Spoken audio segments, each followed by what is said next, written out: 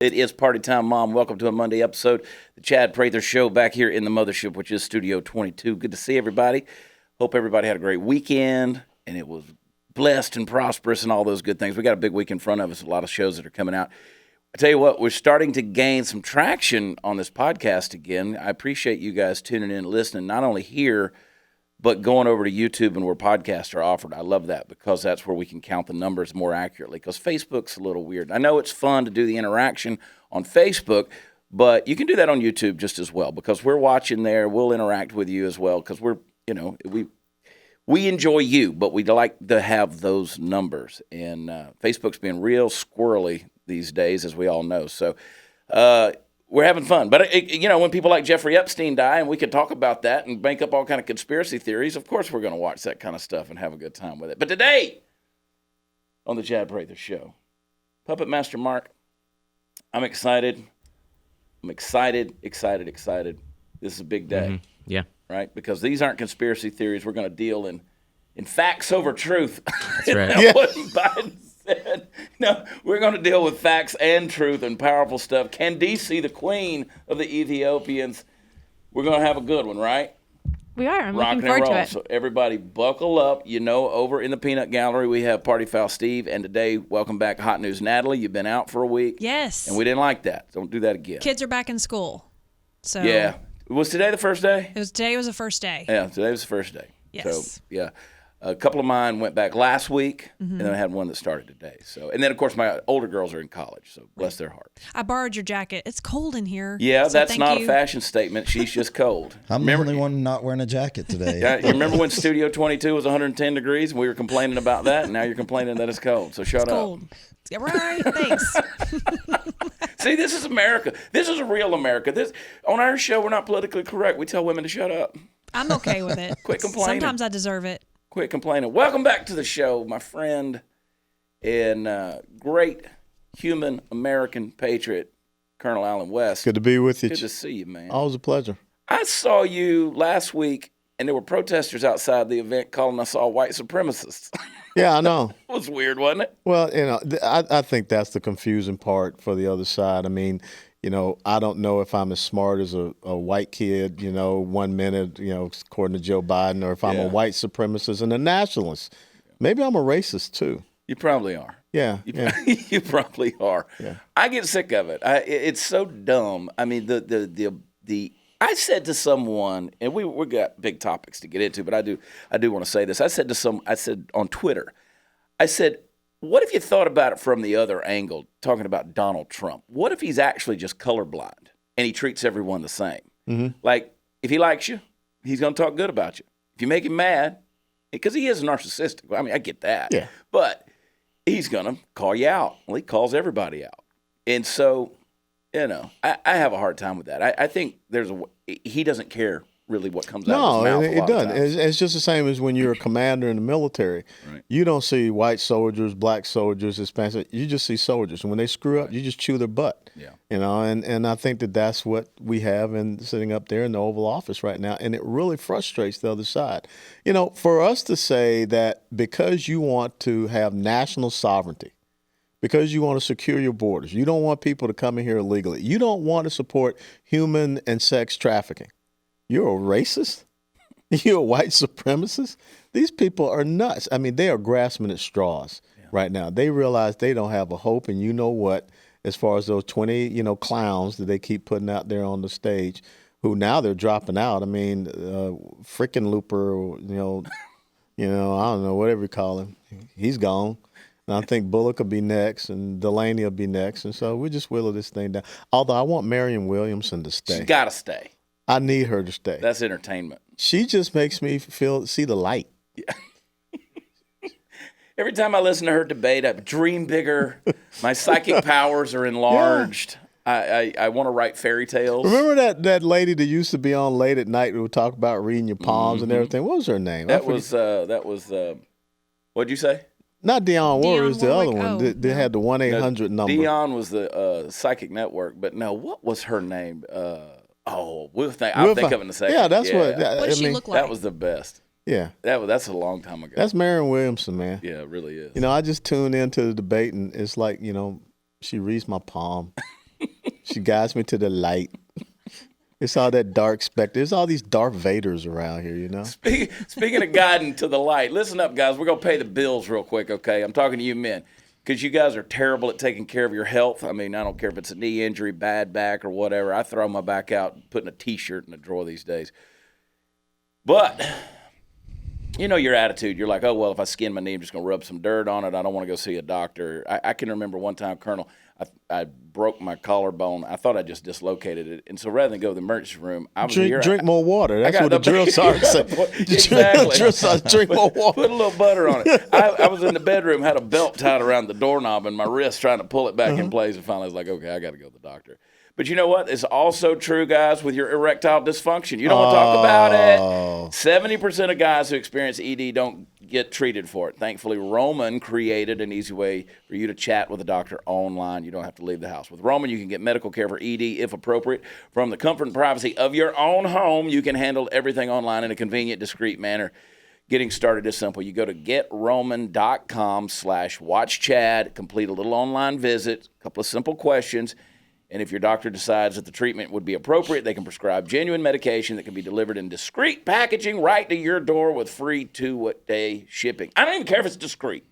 Just show up. I mean, send it to me in a big purple box. I don't care. Go to getroman.com/watchchad. Get a free online visit, free 2-day shipping. Getroman.com/watchchad. All right, we got that out of the way. I got a question. Don't you love that? I got a question. What you got? Do you think Roman could help Joe Biden? Nothing can help Joe Biden. Okay, but if anybody could, it would be Roman. Okay. Yeah. It'd make him a man again. You know, Joe Biden he's like a human gaffe machine. Like he opens his mouth, foot goes in, he can't help himself. Like you referred to a minute ago, said, oh, the poor kids can be, they're smart and talented as the white kids. Absolutely. Just ridiculous. Just stop talking. But the thing that if someone start clapping for it. One person. It's like, okay, let's move on. Oh, wait. What did I just clap for? And then you look around and nobody's clapping. Yeah. Oh, it was that one person. But anyway, that's crazy. We got to fix this country, all right? Yep. You have said over and over again, you've written about it, so goes Texas, so goes the nation. Absolutely. And I still believe that. And that's why we talk about a lot of Texas topics, and there are people from all around the country. You might not live in Texas, but this matters. What happens here matters for the rest of the country. Interesting little statistic. This past weekend, I was listening to Ted Cruz speak, and he said that, Beto O'Rourke, when he ran in this last election cycle, he had 3 full-time paid staffers on his campaign. Beto O'Rourke had 1,800. Mm-hmm. Beto spent 3 times the money than Cruz. Yes, it was a narrow margin, but of course, Ted Cruz won his Senate seat back. That margin is scary, though. They're 2.3%. They're willing to pump money in from everywhere else to try to take over Texas. Mm-hmm. You're one of the men that has consistently spoken out, used your voice, your platform, and also political aspirations to help avert that dilemma and potential disaster. You got big things coming up now that is going to put it in an even bigger platform. What's going on? We announced officially this past Thursday night that we would run for the chairmanship of the Republican Party of Texas, because when I look at what has been exported out of California coming east, it's not walnuts, it's not wine, it's not avocados, it's progressive socialism. And it's overrun Nevada, Arizona, Colorado, New Mexico, now it's knocking on our door.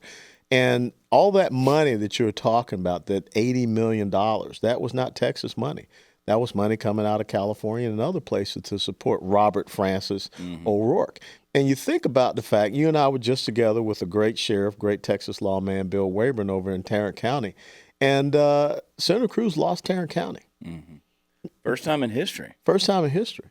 Now, that shows you that this is an all-hands-on-deck moment. We have to be all in on this, because Texas is already trending, I would tell you, purple, because our major population centers are being run by folks that don't really hold the principles and values of Texas near and dear to heart. Look at the state capital of Texas.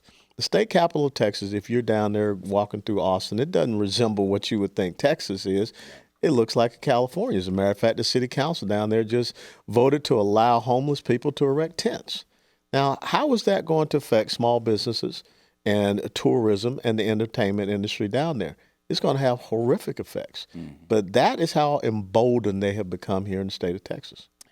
If you're in Dallas and you steal something for less than $750, Oh, you're good. You're good. You don't have to worry about that. Yeah, They just write the that DA, off. absolutely. John Crezeau, I think that's his name. And the fact that you had such an overwhelming support for someone like that has this far left vision of law enforcement. And think about it. Look at this guy that just shot up 6 police officers in Philadelphia. His rap sheet is, I mean, what, 3-4 pages long?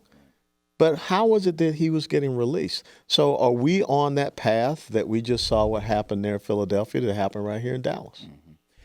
We've had, situations where obviously a couple of years ago, the police officers were shot trying to protect a BLM rally in Dallas. Officers lost their lives. We saw just last week this mass shooting with El Paso Walmart. And so we walk big, we talk big in Texas. And again, I told you I was conceived in Dallas, so I'm going to claim it, right? You got it. Yeah, I'm going to claim it. That's the University of Tennessee logo right there for you. He and I were born for you both crazy in Georgia. people. He got Georgia blood. Exactly. I grew up there, went to University of Georgia, so we got a friendly little rivalry going on. I'm so happy football season's coming back. Not in the NFL per se, but because I get tired of the politicizing of sports constantly. But I'm excited about college football. Georgia, we'll see. Anyway, so crazy things are happening in the state. And I'm always saying, welcome to Texas, but leave your politics at the state line you're leaving. Don't bring them in here. Why are you here? Right. You want to come here because of economic opportunity, advancement, growth, values, and then you're going to come in here and try to change all of that. And that's happening all over the place. San Antonio, liberal. Houston, downtown Houston's liberal. Dallas, liberal.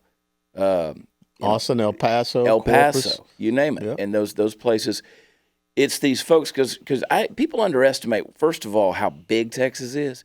You can drive a lot of hours and still be in this state, and you're going to pass a lot of cities, a lot of towns, a lot of places with weird names, with good people out there who are still blue-collar, hard-working folks that we forget about. Those are the true backbone of Texas right there. Yes. And, what do you think the vision is as you're running for this position? What do you think the steps are to take it back? Well, several things. It's interesting that we're in baseball season right now because one of the strengths of baseball is that they have farm team system. The single A, double A, triple, and majors. That's what we need to have here in Texas. We need to start looking at the importance of those city council and school board elections. And we need to focus on there. And we need to get a lot of our young conservatives that are going into those positions. And we start grooming them and building them up to go into county commission, state house, state senate, U.S. House, U.S. Senate, governor's mansion, lieutenant, what have you. We got to build that system. We haven't done a good job of that because what so many of these people that are moving into Texas, what they do, they're going to run for city council. They're going to run for school board. I mean, you can just talk to the people up in Collin County, and they're like, what in the Sam Hill has happened in Collin County? Well, guess what? All of these folks have moved in here, and we did not explain to them why they moved here. We did not challenge them as far as their political ideologies and philosophies. And they say, well, I liked it where I was, and so I'm just going to, make it so here too. It's important that we ask that hard question, why are you here? Right. Now, I think also when we look at the fact that outside of those major population centers, the population drops off. So it's a numbers game. The West Texas, East Texas, and those rural areas are not going to keep us propped up and keep us strong. So guess what we got to do? We got to go into those urban centers because the black communities and Hispanic communities, they're conservative in nature. They are. We just don't talk to them about it. And that's one of the sad things is that the Republican Party overall in the country has abandoned those areas. And look at what has happened. I mean, President Trump brought it up as in Baltimore. And when I go out and tell people that on July the 4th, 1867, that the Republican Party of Texas was founded by 150 black people, they freak out. You got Republicans in Texas that didn't even know who founded their own party. Now, I got a problem with that. Right. And that's an powerful, incredible message, so that when those chuckleheads are standing out there calling us white nationalists and racist, we should say, no, your party was the one that was creating the Ku Klux Klan. It's your party that has now created Antifa. So it's the same thing: coercion, intimidation, threatening, and violence for people of color, especially, but people that just want to live in freedom. Yeah. And if you ask most black conservatives, people of note who have some, notoriety and some platform out there, they'll tell you that the only thing that they ever hear that is derogatory or racist, it comes from people on the left. They're Absolutely. being called those names. They're the ones that are being run down, and it's not coming from white conservatives. No. I've never met I'll give you a case in point. Mm-hmm. There was a black radio talk show host, I believe her name was Dawn Elliott, in Louisville, Kentucky. There's a black Republican running for attorney general in Kentucky. She told him that he has been eating the coon flakes of the White House. Yeah. Now, that wasn't a white conservative that said that. No. But you didn't hear a peep on MSNBC, CNN, anything. Coon flakes. Yeah. People have been called everything from, as we know, all the names. Uncle Tom Coon, the whole thing, and it's just absolutely ridiculous. Our friends that are black conservatives, the derogatory terms never come. I've never met a white conservative that's going to turn away a black person. You want to come into and be a part of the conservatives party? I don't even say Republicans anymore. I mean conservatives. Yes. When you want to come over here and be like-minded and let's fellowship together and join hands and go for what we believe in and chase those values and defend them. I don't care what color your skin is. Like you said, you're in the Army. As long as that guy's got my back. That's all that matters. I do not care. He's got a trigger finger. It's the same as I do. I don't care what color that finger is. And the only time I'm going to get mad is if his trigger finger don't work. Okay, that's it. Yeah. That's the deal. Yeah. So it's gotten ludicrous. Why do you think that falls on deaf ears? You tell people that, and you say that things like the KKK was founded by the Democratic Party. I mean, it was their justice arm of the law post Civil War. Why does that fall on deaf ears? They try to justify it. Oh no, but the party switched and blah blah blah. Well, blah, blah, blah. and again, that comes back to us understanding our history. When you go back and you study it, there was only one Southern Democrat that switched over to the Republicans, and that was Strom Thurmond. All the rest of them stayed as Democrats. And I can you and I remember Lester Maddox, George Wallace, all those chuckle brains down there down south. And the Civil Rights Act of 1964 would not have passed if it weren't for Senate Republicans led by Everett Dirksen. So what we have to do is we all got to get on the same sheet of music, because what is happening? They're not teaching in our schools. Okay, those are not systems of education, systems of indoctrination. They're certainly not teaching it on our college and university campuses. So we have got to come together, and we got to have that unified message that just beats them down consistently. We should be writing op-eds all over the state of Texas, all over the United States of America, getting to these papers. If they don't want to accept our op-eds, we found another way to get that message out. But we've got to put them on the defense. Yeah. And you're right. It bugs me that I've started telling people in recent days, history did not begin on the day you were born. Mm-hmm. A lot went on. And today, these folks, they don't know a lot of things. I hear people say, well, why would I know that? I wasn't born yet. Read a book. Yeah. I mean, try to study or something. And those are the things that and the loss of critical thinking in a big way. Huge.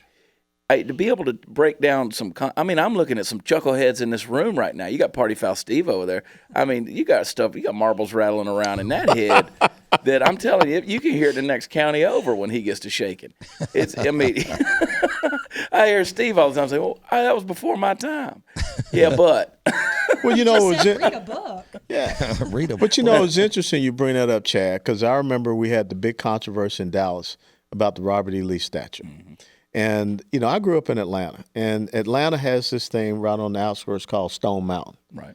And on the face of Stone Mountain, you got, Robert E. Lee, Jefferson Davis, Stonewall Jackson, Ulysses S. Grant. Robert E. Lee never did anything wrong to me. Right. Robert E. Lee never, prevented me from going to school or anything like that. And as a matter of fact, when you read his history, he was not a racist or white supremacist or anything like that.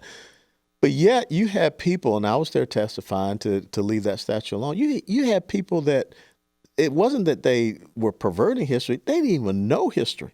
They were saying things that were bold-faced lies. Yeah. And what did we have? We had a city council that had already made the decision that they were going to tear that statue down. The crane was already there at the statue. Now, I got a problem with us whitewashing history. The Taliban, that's what they do. That's what they did in Afghanistan. ISIS, that's what they were doing all across the Middle East. So why would we want people here in the United States of America whitewashing history? It's there to learn from. But I'll tell you why, because the Democrat Party does not want people to know their history. Yeah.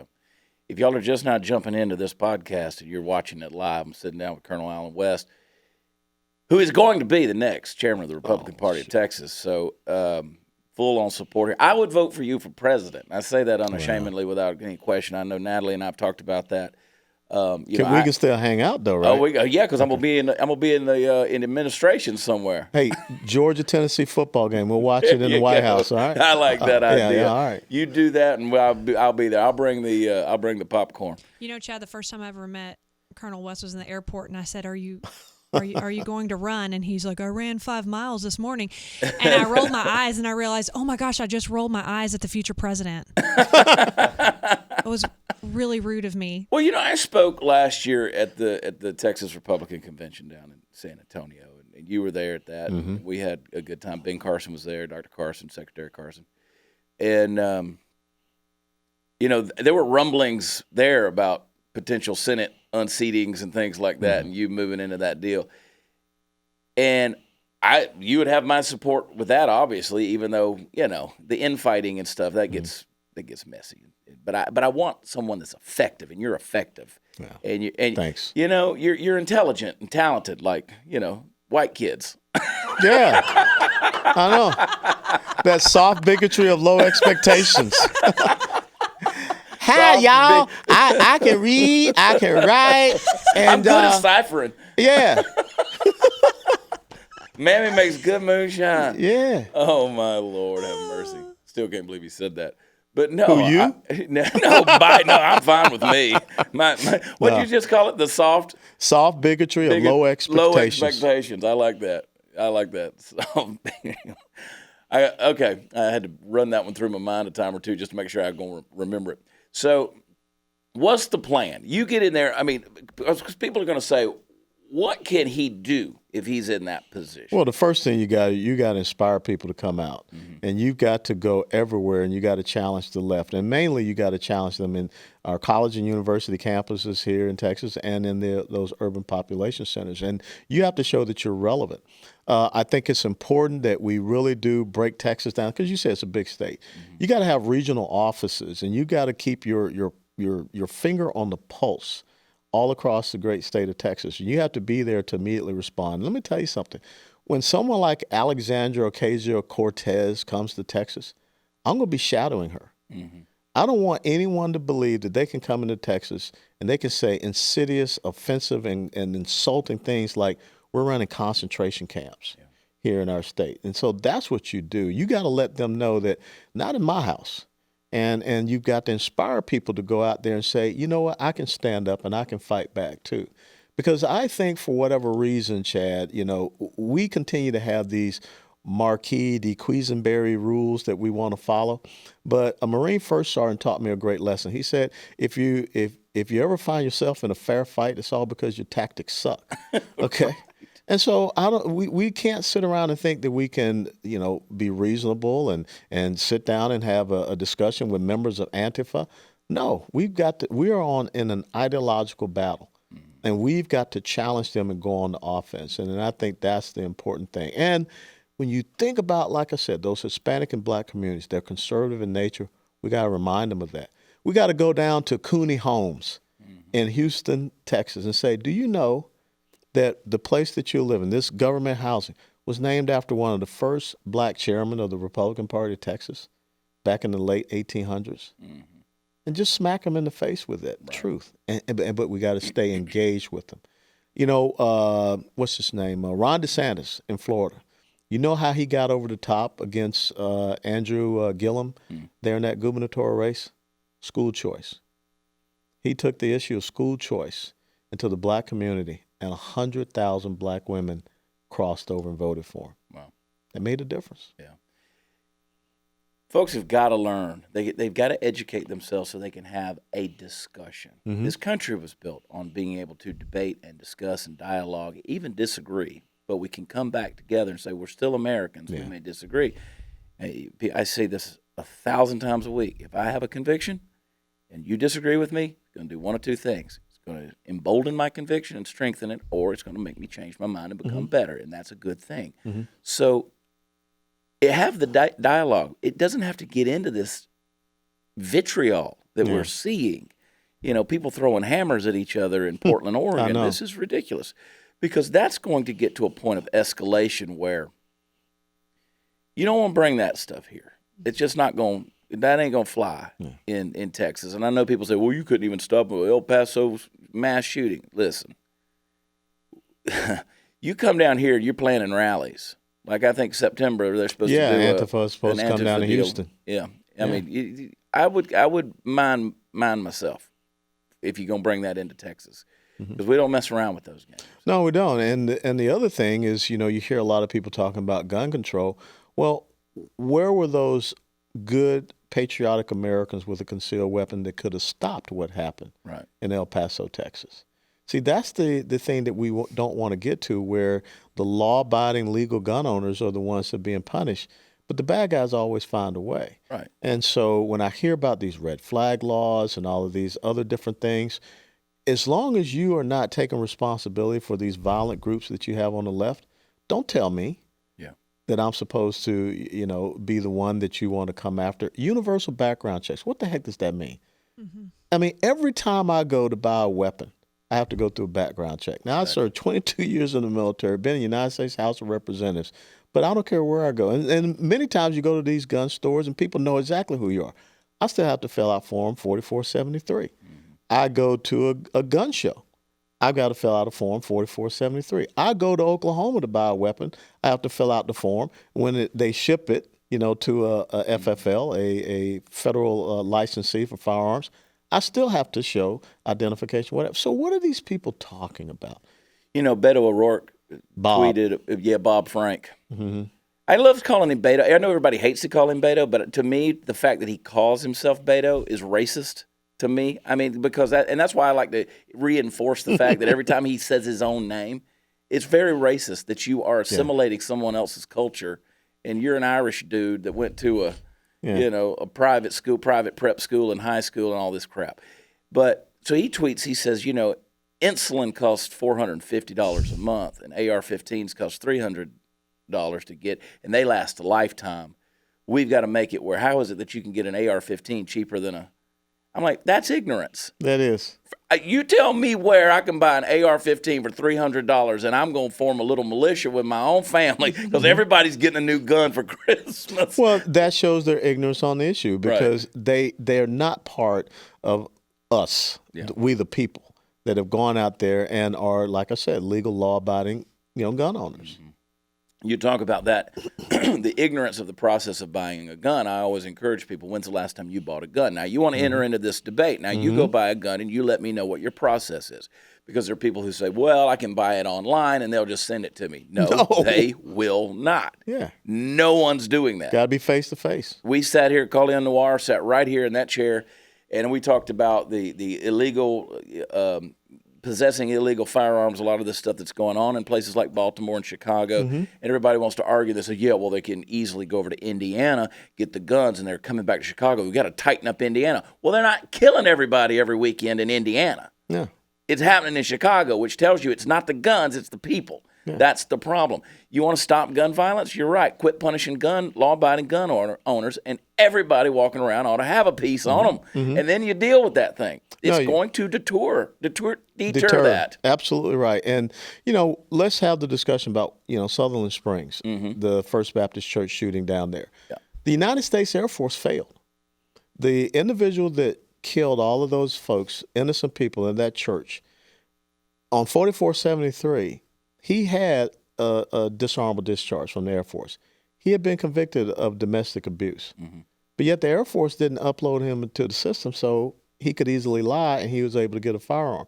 It had nothing to do with the weapon. Right. But of course, the left does forget that little tidbit of the guy that stopped him had an AR-15, an NRA-trained firearms instructor, Stephen Williford, who, as a legal, law-abiding citizen, took it upon himself to protect his neighbors. See, that story doesn't get out there. The story about Nicholas Cruz, who was the FBI was tipped off, 45 visits to his home down there in Broward County. The fact that he was expelled from high school for violent behavior, but it was never reported because of the Obama Promise program.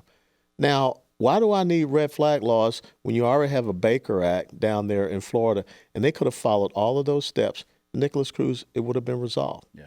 But yet, Gary Willis, 61-year-old man in Ferndale, Maryland, last November, at 5:17 in the morning, the police knock on his door with a red flag protection order. Now, Chad, someone knocks on my door at 5:17 in the morning. That's right before I get up to go for my PT run. Right. What's the first thing you think I'm going to grab? Exactly. And that's exactly what he did. And guess what happened? The 2 police officers shot him dead. We don't know who the police officers are. We don't know who filed a red flag protection order. No one has ever seen the red flag protection order. That's the direction that this goes down.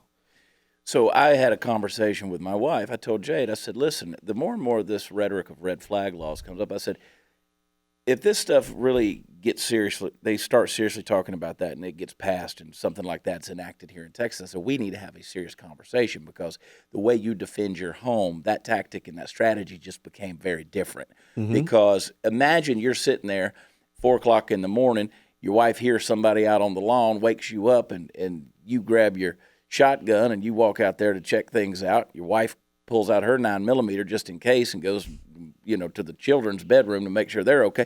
And then all of a sudden your door gets kicked in. Well, what are you going to do? You're going to blast the first person through. Yeah. Well, they're going to come in and probably kill everybody in that room.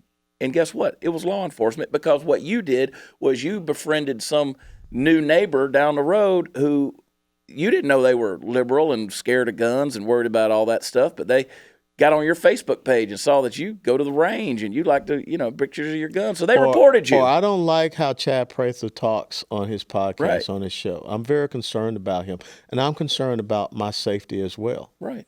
And then they show up. Yeah. And that's, best time to surprise somebody and attack somebody is about 4 a.m. That's right. And so I look at these whole things, and this is the kind of lunacy and ludicrous stuff that we have to educate ourselves on.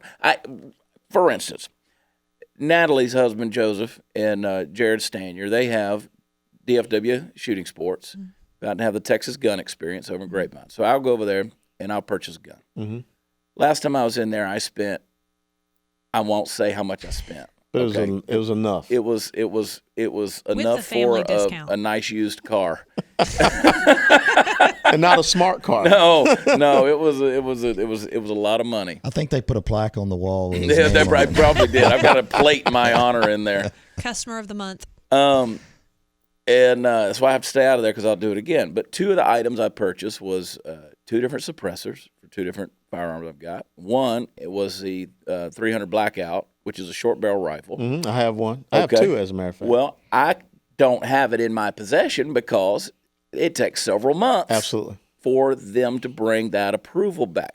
I don't have those suppressors in my possession because after you get that tag and license for them, it takes about 10 months for the ATF to run through all that and make sure that you're okay. And I don't understand why. I don't understand. People say, why do you need that? Because I can. Because I can get it. I want it. Absolutely. I'm free. And this is another thing about the hearing protection. Okay, maybe you don't want to have to worry about going out there with the sound, the muzzle, and everything, and so you want to be able to suppress that for your hearing. Now, who has a problem with that? And again, you're a legal, law-abiding American. Right.